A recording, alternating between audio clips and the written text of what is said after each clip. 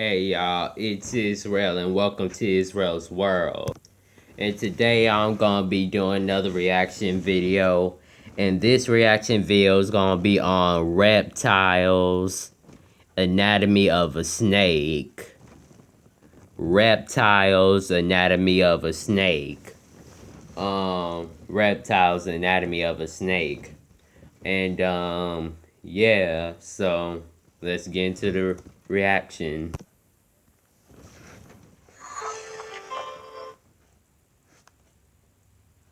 At first glance, a snake's external anatomy appears very simplistic.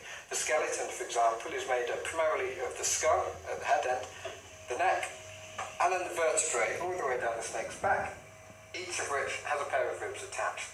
And the ribs are used primarily for locomotion. They also provide protection and security to the snake's internal organs, which are contained within the body cavity.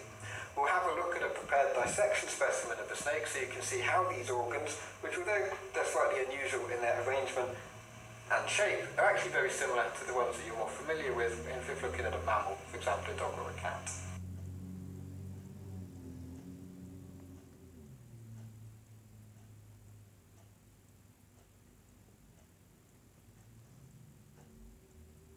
This is a preserved specimen of a royal python. We're going to use this animal just to illustrate some of the key internal features of snakes in general. Most people, I think, when they think of a snake, they can't really visualise what actually goes on internally.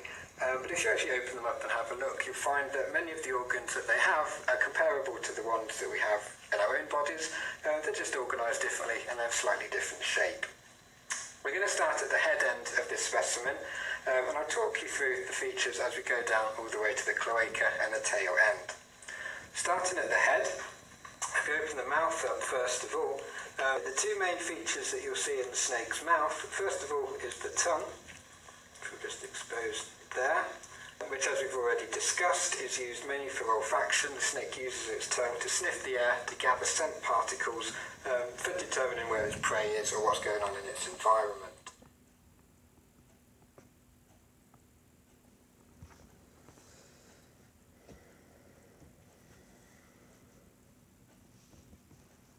Just above the tongue, this opening here, is the entrance to the trachea or the windpipe. Really important with a snake because they eat such large food items. They need to be able to move their windpipe out of the way to avoid suffocation when they're eating. The windpipe, the trachea, as a result, is extremely muscular and can actually be extended to either side of the mouth to allow breathing to continue whilst ingestion of food is taking place. If we then make our way into the throat area of the snake, you'll see this is the trachea, the windpipe here, which extends all the way down the snake's body until you get here to the lung.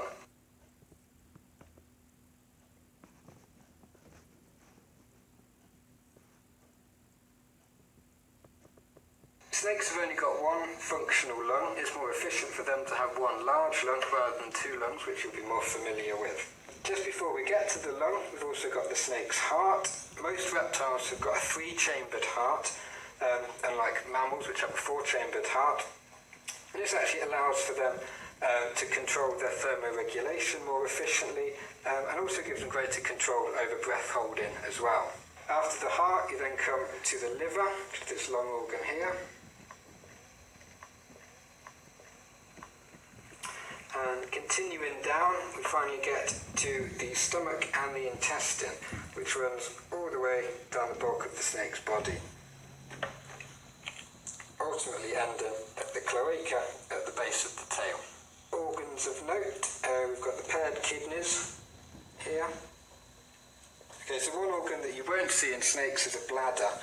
Because they produce a semi-solid urine, there's no need for bladder. They absorb water through the intestinal wall, and the fecal and uric acid that they produce is a semi-solid substance, not fluid like the urea or ammonia that is produced by other mammals.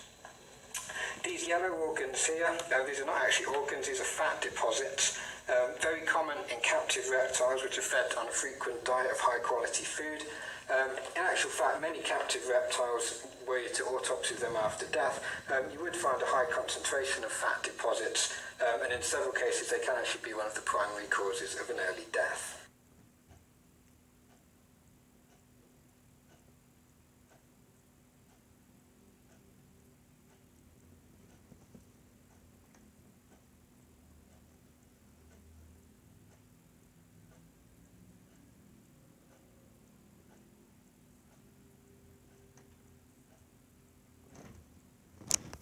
So y'all, that was my reaction to Reptiles, Anatomy of a Snake. Reptiles, Anatomy of a Snake. So I hope y'all enjoyed this video. The original video where the channel where the original video is at VetLogic. VetLogic. So you can find it there, and hope y'all enjoyed this video. See y'all in the next video. Israel's out. Bye, y'all.